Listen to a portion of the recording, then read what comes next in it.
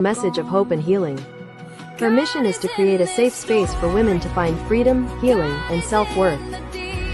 Join Dr. Michelle on this transformative journey. Discover the power of faith, hope, and healing. Together, we can overcome any obstacle and embrace the future God has planned for us. Press on, and to know that the God that we serve is the same today, the same yesterday, and He will be the same forever. Remember, you are not alone. God is with you, guiding you every step of the way. Join us this upcoming January for a beautiful healing and transformation. God is in this story.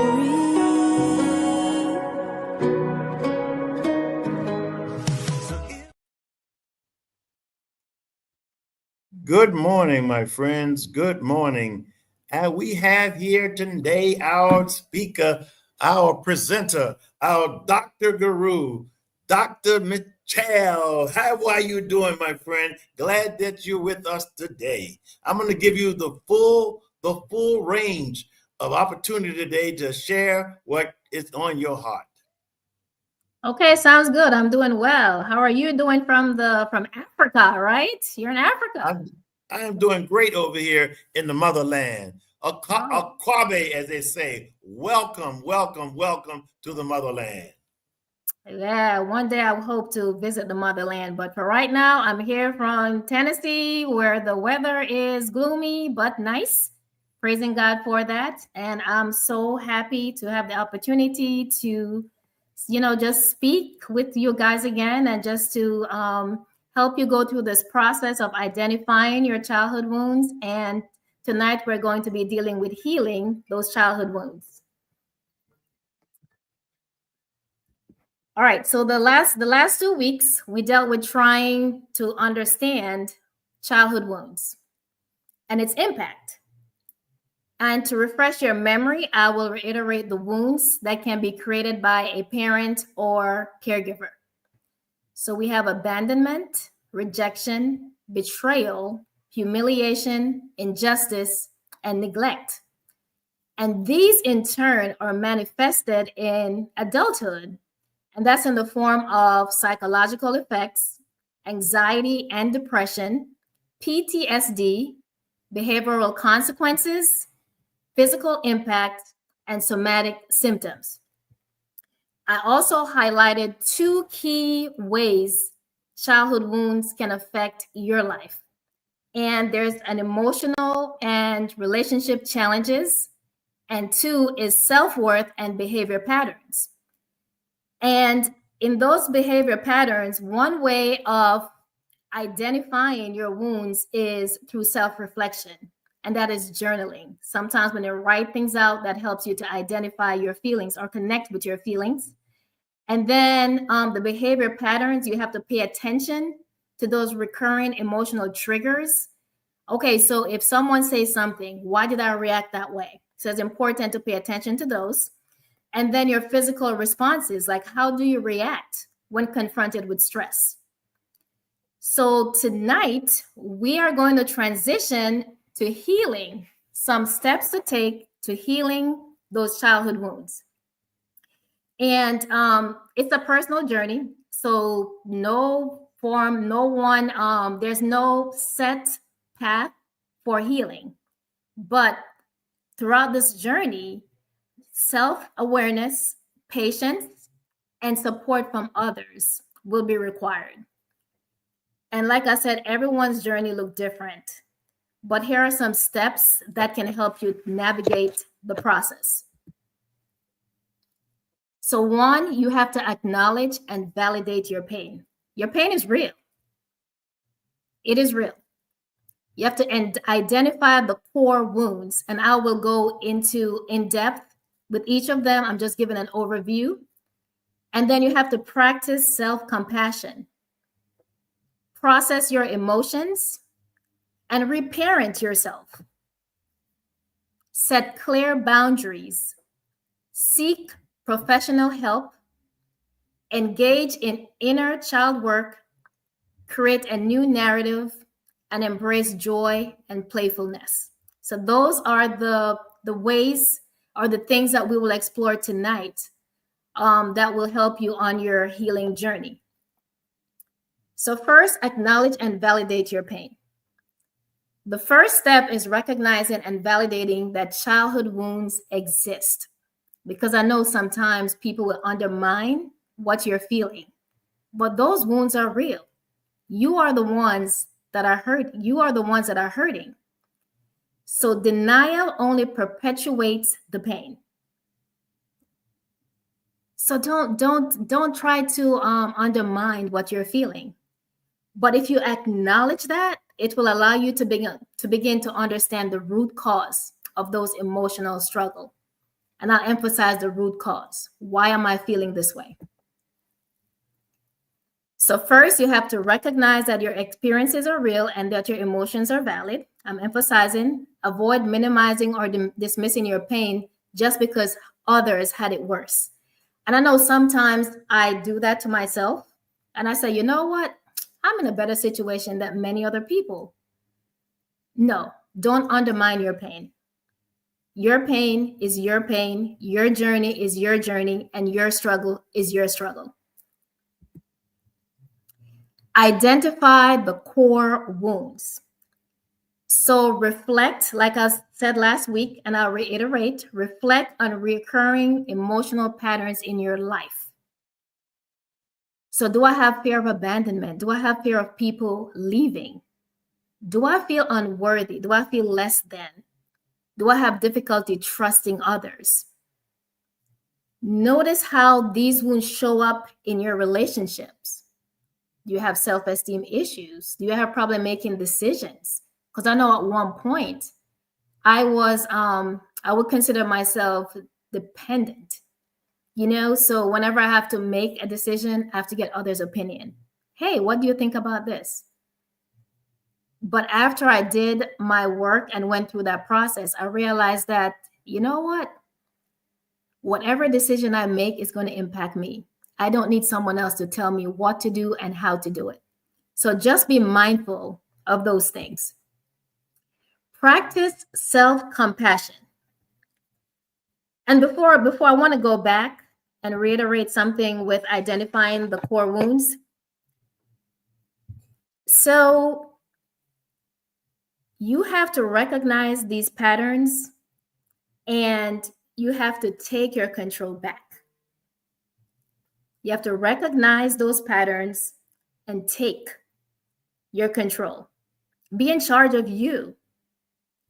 And then, do you replay humiliation in your mind or feeling stuck in the past? So that's a way of identifying that, hey, I am hurting. Like every time something happens or whenever you go to sleep and you're dreaming or there's a trigger, it's like the past recur. It's happening right now, even though it happened years ago. So be mindful of that. Do not stay stuck in the past. And then another thing I want you to practice is self-compassion. Be compassionate, trust yourself with kindness or treat yourself with kindness. So, because sometimes it's easy for us to be compassionate to someone else, but then we don't give ourselves that same kindness, that same encouragement. Sometimes it's okay to even hug yourself. It's okay. And then replace self-criticism with self-acceptance. So I am more than what happened to me. That's what you have to keep reminding yourself. I am more than what happened to me. And this morning I was in study and I was looking at James 1, and I just want to read. So James 1 and verse 2 to 4 stuck out.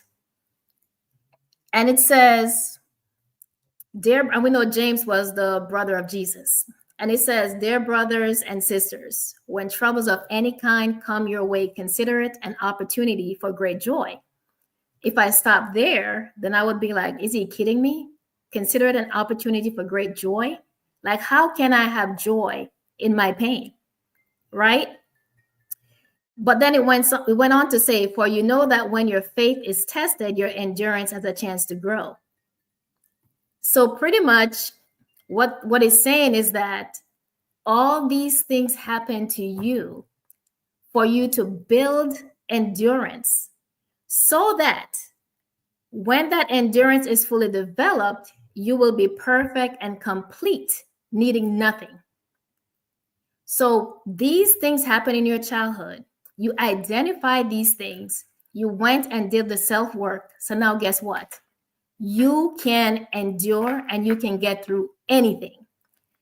And I also like, I think it was verse 18, when it says, he chose to give birth to us by giving us his true word, and we, out of all creation, so everything that God has created, we are his prized possession.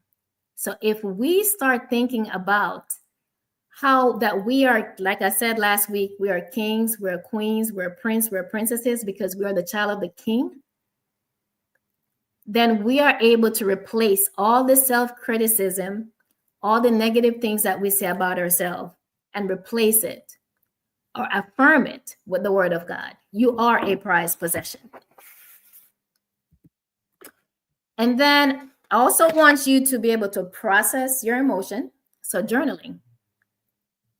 Speak to trusted friend or therapist, and that can help you to release some of those emotions that are suppressed.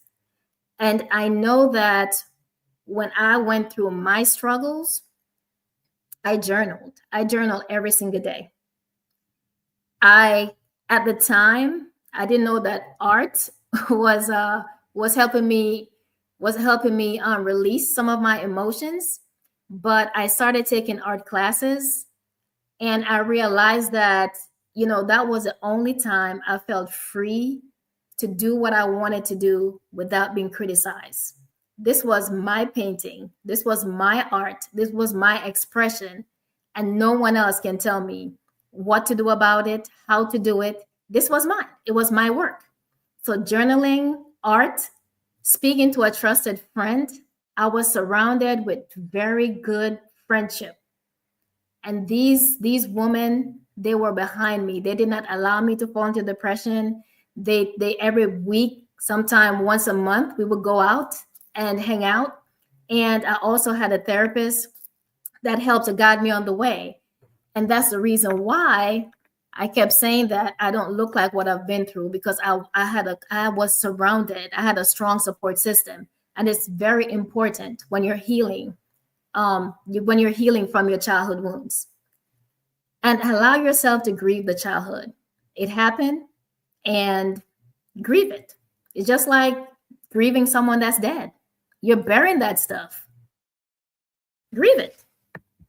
Release it. So reparent yourself. What is reparenting?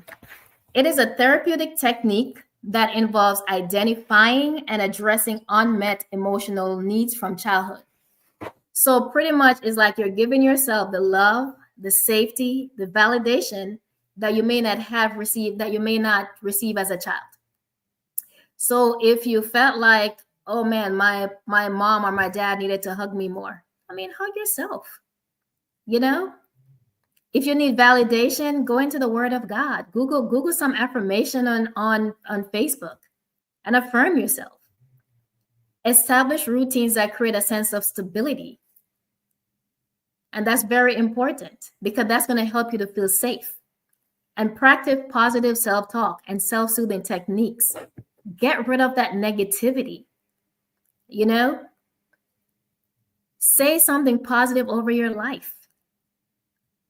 Because if you continue to have that negative self-talk, then you will stay stuck. Release it. Release the negative energy. And then set healthy boundaries.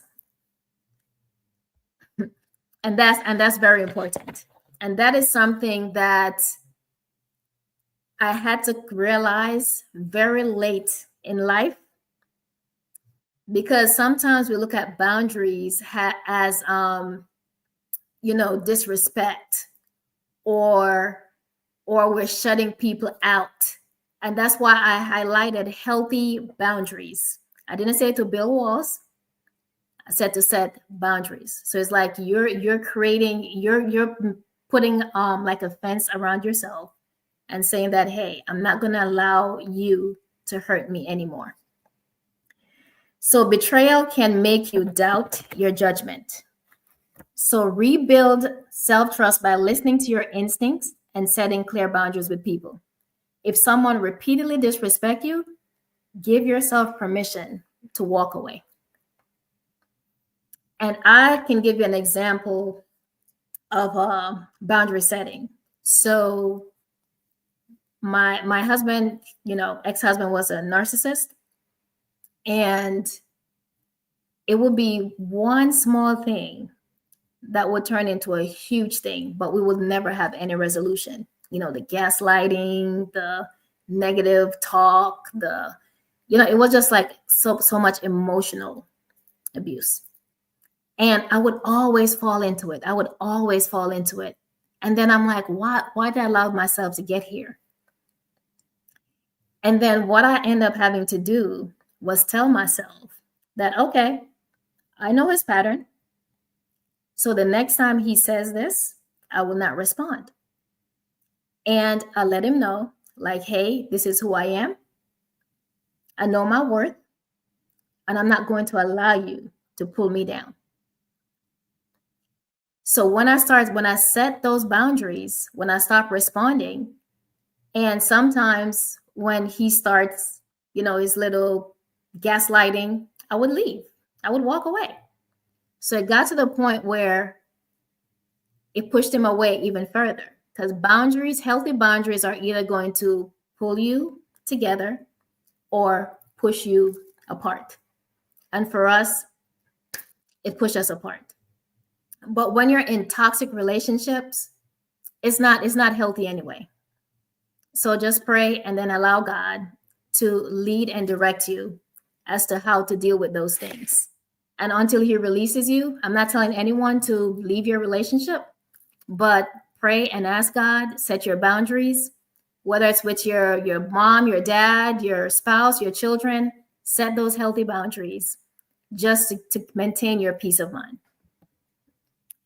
And then seek professional help. Therapy is very, very important.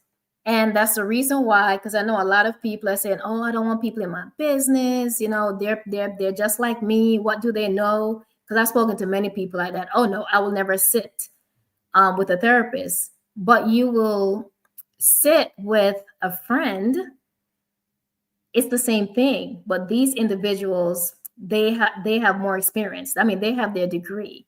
So they can give you more support than your friend can give you.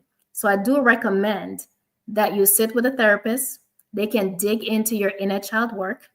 And I did some imago therapy, and that's exactly what they did. They went through my childhood. They allowed me to process the things that happened to me. And I was able to work through it. And I am in the place where I am today. And there is EMDR, that's eye movement desensitization and processing therapy. So it's a technique that helps people to process and heal traumatic memories, for example, PTSD. And then a coach or support group can offer guidance and sense of community as well. Engage in inner childhood healing practices. The inner childhood, you are taking the time out to comfort the younger version of yourself. And that can be healing. When you take the time out and say, hey, you needed this. You should have gotten this. And I'm going to give it to you. So that's you doing the inner child work. You identify those emotions. And here it says you could also use medications. I'm not pushing medications, but sometimes the wound can be so deep that you need something. It may not be something permanent, but something to help you to connect with your inner childhood so that you can move past it. You can write letters to your younger self, offering love and encouragement that you needed.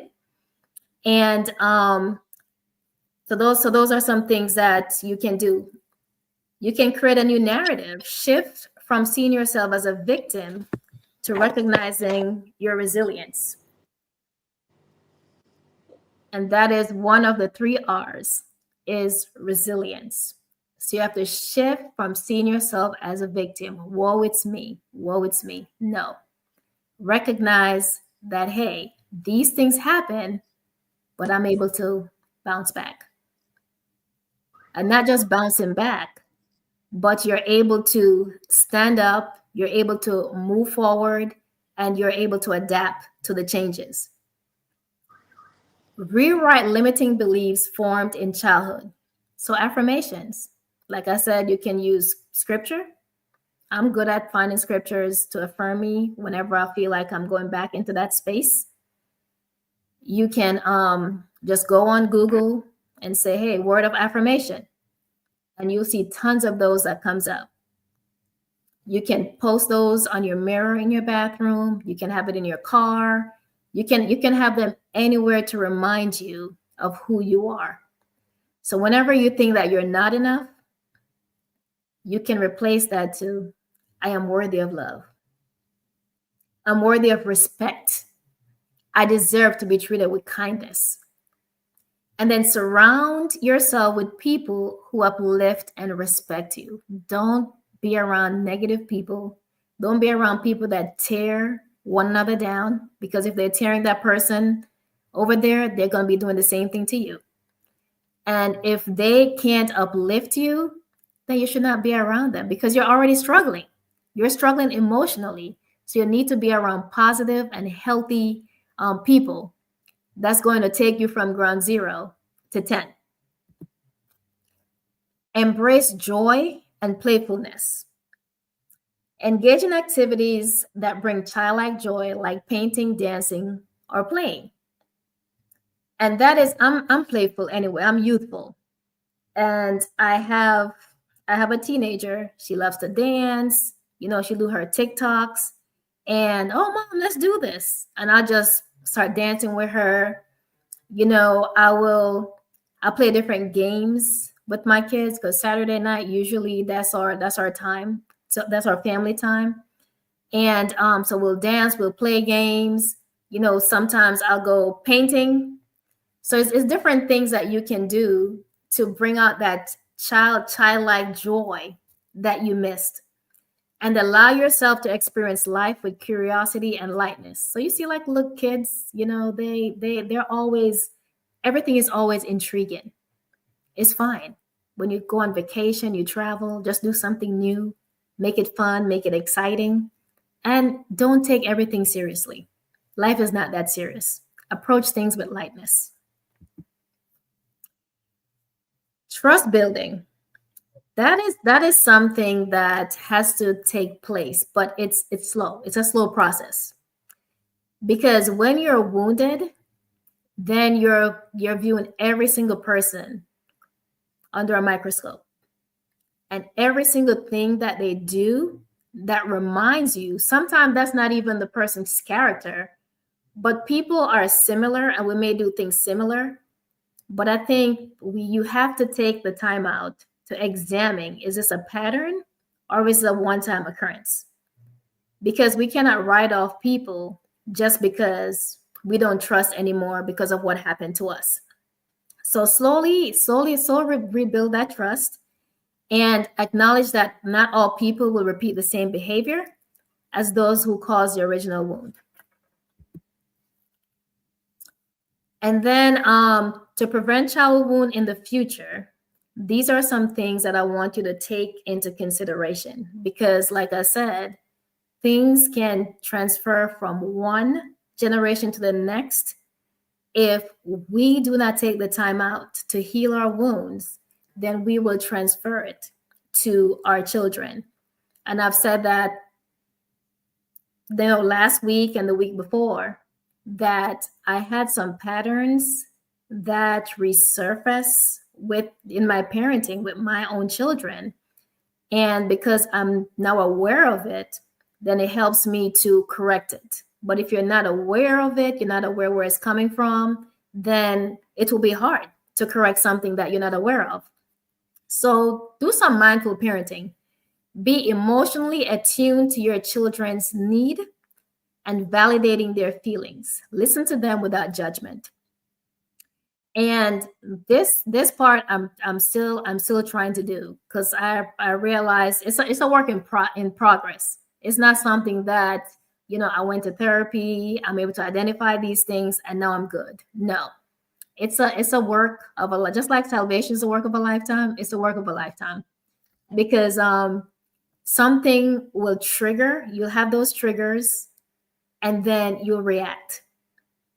So I'm not saying that when you go to therapy, then, hey, now you're a great parent. Yeah, you're still a great parent. But things are going to happen. You'll have hiccups. So when those hiccups come, just forgive yourself. Be forgiving to yourself.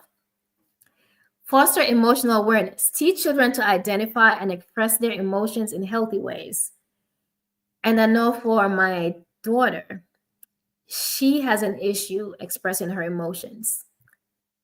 So whenever something happens, instead of I'm trying to get her to talk through the process, but because she doesn't know how to fully express herself, or maybe she's thinking that she doesn't want to be disrespectful, then she'll start crying.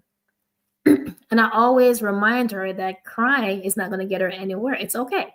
That's you expressing your emotional pain. But you have to be able to talk through it, to work through it, in order to derive a healthy solution. So we're still working on that. And I also enroll her in therapy, which is helping as well. And that will empower these children, our future generation, to be able to process and to work through the challenges that may arise. Promote healthy attachment. So provide consistent care, love, and safety ensures that children feel secure, valued, which protects against neglect and abandonment wounds. So again, just be that nurturing parent that you are. Just give them what you missed out on, or what you would have loved for yourself. Become that parent that did not do what they were supposed to do. And then I have some scriptures here, because, in everything we cannot leave God out. And these are some affirmations that I use for even myself. Psalms 147, verse 3. He heals the brokenhearted and binds up their wounds. It's saying that God cares about those who are hurting. God cares about you. God cares about me. God cares about your children. He cares about the future generation. So just continue to repeat that to yourself, that even though I'm brokenhearted, even though I'm wounded, I have someone who cares and is willing to take the extra mile to walk me through this process. And Psalms 34:18, the Lord is close to the brokenhearted and save those who are crushed in spirit. This is a reminder that God is there for us no matter what. So your mother may forsake you, your father may forsake you, your husband, your wife. If everyone forsake you, just remember, God is always there. He said he will never leave and he will never forsake you. And then Isaiah 41:40, verse 29, he gives strength to the weary and increases the power of the weak. And that is a message of hope and encouragement that can be especially comforting during times of hardship. He gives us strength. He gives strength to the weary and increases the power of the weak. And then finally, I want to leave you with some word of encouragement, is that healing is possible. Healing can mean strength and joy. You can build new, healthier associations. So it's okay. if you have to cut off the negative people in your life, do that so that you can heal and that you can grow. Healing is a result of feeling safe, empowered, and supported. So if you are in an environment where you do not feel safe, you do not feel empowered, they're not taking you to the next level, and you do not feel supported, let it go. Because that is hindering your healing. And the whole point of this is to prevent future generation to be affected by what we had to go through. We are the change. The change starts here. So let's take this. Let's identify your childhood wounds. Let's go through the healing process and become better mothers, better wives, and better all over, all around better, because you took the time out to work through and to heal. Amen. Dig. Hey, I'm cheering for you. I'm cheering for you. Yeah, I'm saying, whoa, yo, whoa. Here in Ghana, there's a word called asino. Asino. Speak the word. Speak the word. So when you say asino, you're speaking the word, you're speaking truth there. So, you know, this is exciting to me, especially Dr. Mikhail, when you talk about. I can't hear you.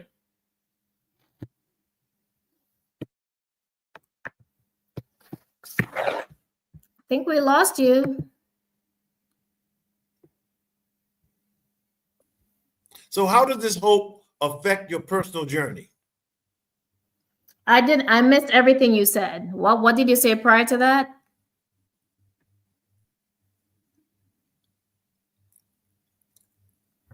I'm not hearing you.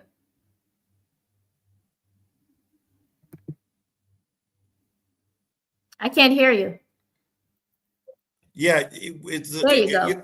Audience, we have to apologize a little bit. We're in Africa. It's a little unstable with internet here. That's what happens here, is unstable. But what I was talking about was you mentioned the word hope. I'm really big on the hope thing. And you started out with this is a personal journey, and you ended up with hope. So fill in the in between. How do we get from personal journey to a point where a personal journey takes us to have hope for change? Well, I mean, if you work through the process, so first you identify what's happening to you. You work through that process, and then that builds hope for change, right? So it's a process, it's a journey. So if you are able to take it from point A, point B, point C, and then by the time you get to your destination, it's like hope. You have the hope because you have gone through the process and you have changed. So you have hope for the future generation. Great. Listen, audience. So, give me your reactions to hope. Where are you in your journey, your personal journey towards hope? Are you somewhere at a 1, 2? You're taking backward steps, or 5? Where are you in your personal journey? Reply in the chat. So, Doc, let me ask you another question here. You said that we need to bounce back. I like that, because that reminds me of a basketball. When you hit it on the floor, it bounces back up. You can throw it up against the backboard, it bounces back. If I hit somebody, it bounces back there. I call it the Mr. Wilson theory, the Wilson basketball, the bounce back. You can throw it high in the air, it bounces back. So tell me a little bit more about bounce back part of your journey. Okay, so I identified my wounds and identify what could have happened or what happened in my adulthood. I identify my relationships and how they were impacted. But in spite of what happened, I did not allow it to keep me there. I did not allow it to keep me there. I was able to move forward. And even in my process of moving forward, not that I'm perfect, but I did not allow myself to stay stuck. I kept moving forward in spite of. And I think one thing that I did was I filled in those things. So when I got a divorce, that was when I decided to work on my doctorate. And to most people, that's ludicrous. Like, how can you be grieving, but at the same time, you're challenging yourself to do something greater, you know?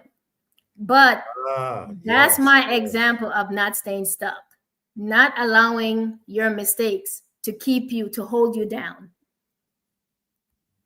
So bounce back is about not being stuck, you know, Yes. because when you're bouncing a ball or football or soccer ball, it's not being stuck to your body, not stuck to the, and it's unpredictable. You know, bounce back is unpredictable of where it's going to lead you. You can control at some places, but you know, the bounce. I like that, not being stuck.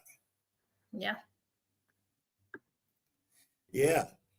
You said something else, and I really like this part there. And I'm trying to find it in you because you said it, and I know it's in there, stuck on there. You said that childlike joy. I believe in that. I believe that keeps me young. It keeps me happy. It actually, that childlike joy throws other people off because they don't understand when you're going through hell, you're going through pain, you're going through struggle, you're depressed. You still got a joy which helps and feeds your desire to bounce back. Exactly.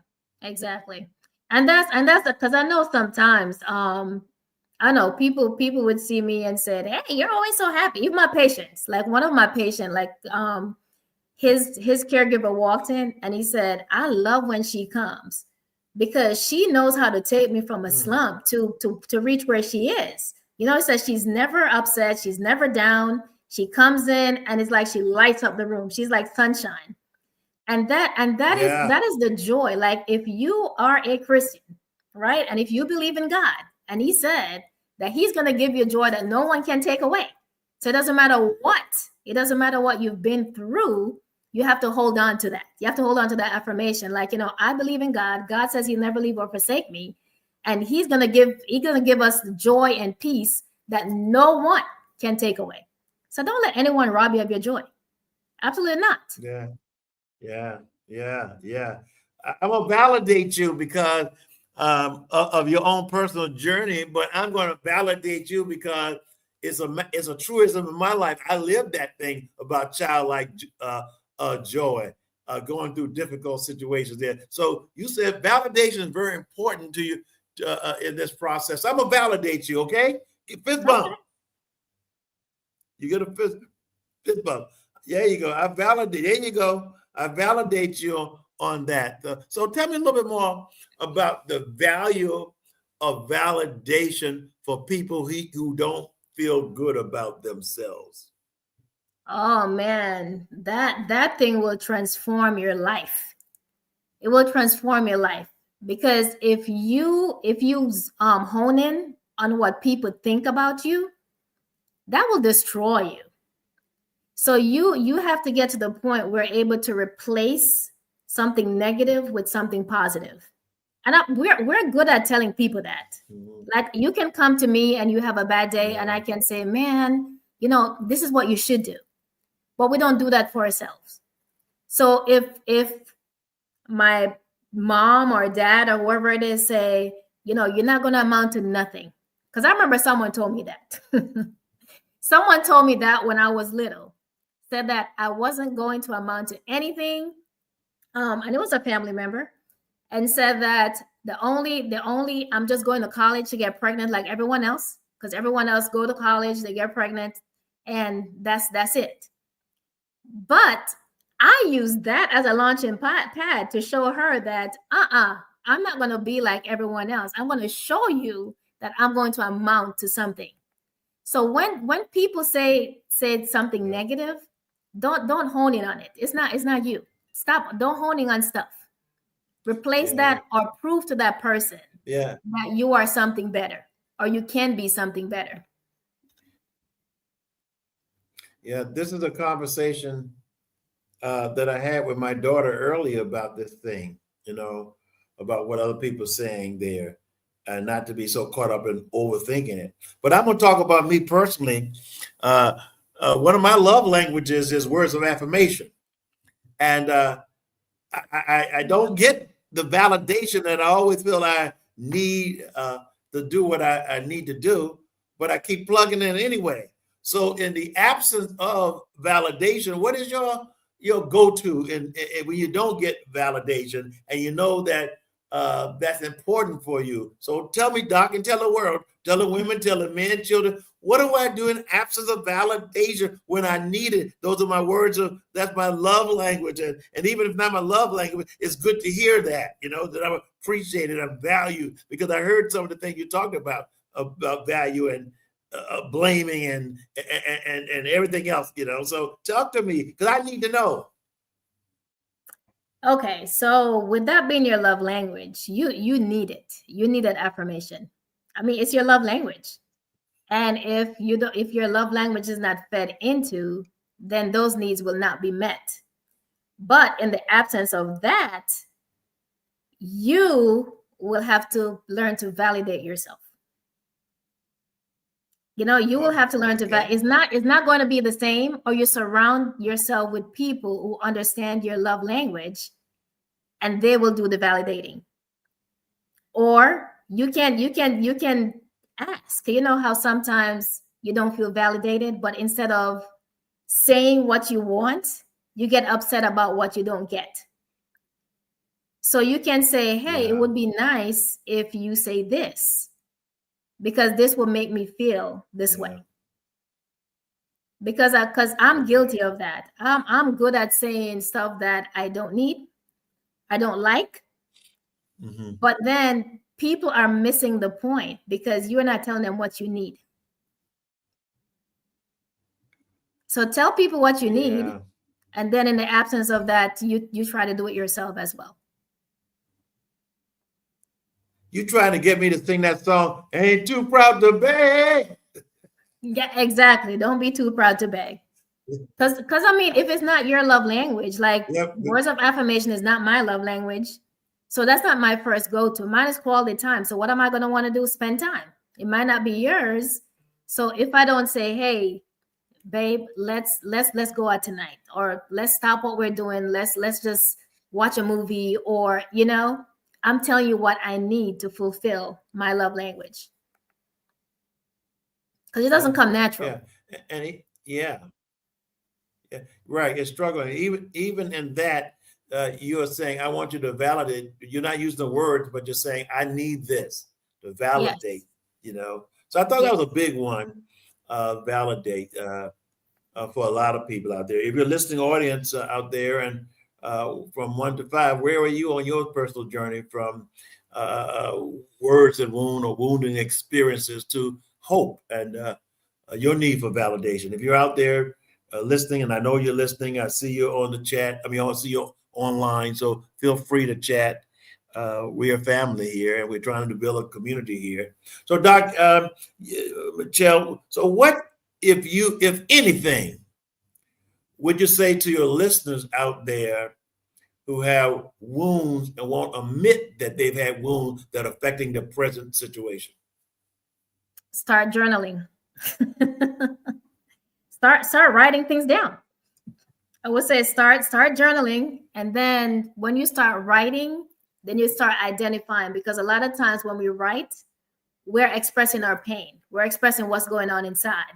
So that self-reflection, that will help you to identify that you have a problem. And then if you do identify that you have a problem, just remember that you are not a victim. You are not who they say you are. So you're going to change that mindset. You're on a healing journey. So you're on your way to making things better for you. So start by self-reflection. Talk with individuals.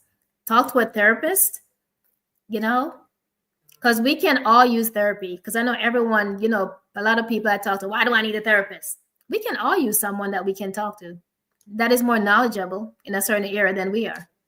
And I know you're laughing because you probably said the same thing. I don't need a therapist. See, no, you don't, Doc, it's not that way like that. It's simply that I know I did that one time, and I sat down when I was going through a divorce situation, And I said, why am I paying this man this money and I'm just talking and he ain't saying nothing? So I come in there for these sessions and give him this money and he's not saying anything. And eventually, some stuff I said, I begin, self-heal and begin to talk. And I say, oh, this is helping me. Okay. Yeah. So yeah, I laugh because I poo-pooed it like that. Not only that, Doc, I talked to some men, some professional men who have nobody to talk to in that problem. And we began to dialogue lately about that. We will have some more online. So stay tuned to Man Cave Talk. We'll be doing that pretty soon, providing some kinds of resources, not just having a conversation about resources, but so don't laugh. I know the value of it because I'm a counselor. I know the value of it, but I laugh about it because I remember when I first thought it felt funny. Okay, and I'm sitting here talking to this man about my stuff to a stranger. Yeah, not natural. Yeah, not. Yeah, but there's value in it. Oh, there's value in it. So I would definitely recommend everyone sit at someone's feet. Yeah. Well, in that case, I would lay it down. Yeah. Relax. Yeah. Hey, okay. What are your final words to your audience about your presentation this afternoon? Okay, so in conclusion, I want to say childhood wounds can be long-lasting impacts, but they can be healed with time, support, and commitment. Recognizing and addressing these wounds is a crucial step toward emotional health and well-being. So take the time out. Healing is possible, and everyone deserves to live a life free from the shadows of trauma. And number 3, I want you to remember, healing is possible. It's not something that's far-fetched and far-reached. And you deserve to live free from the shadows of your trauma. Oh, wow. Wow, that was deep there. You deserve to live a life free from the shadows of trauma. I like that. You do. All right. Everyone. So listen, my friends, tune on next week when we'll be right back with My Mess Became My Message with Dr. McHale. I like the way she says that. Bye, everybody. Goodbye. Bye. Thank you for coming. We look forward to seeing you. Tell your friends about what we're doing here. And next week, 7 p.m. Eastern Standard Time, 6 p.m. Central Standard Time. And for you on the West Coast out there, we'll be coming your way at about 4 p.m. All right. Look forward to our listener audience. Continue to follow us. Share this broadcast. God bless you and be good. All right, Doc. Bye. Take care.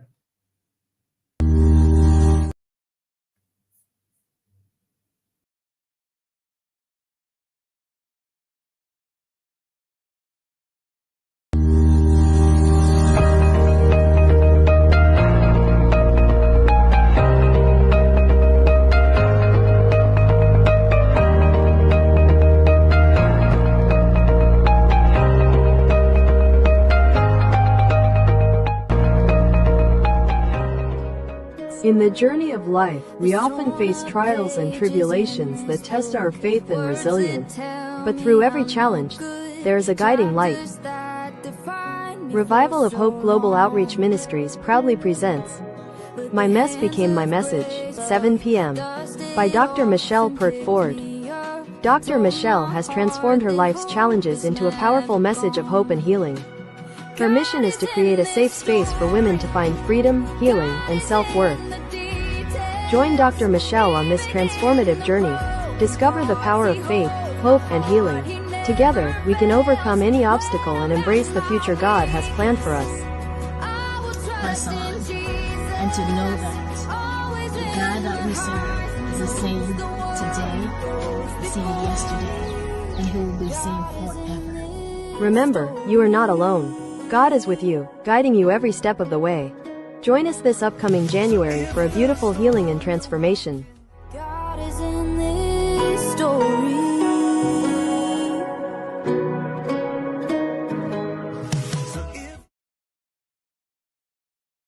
Look at that Thank place. you very much. You are my Savior and His spiritual touch.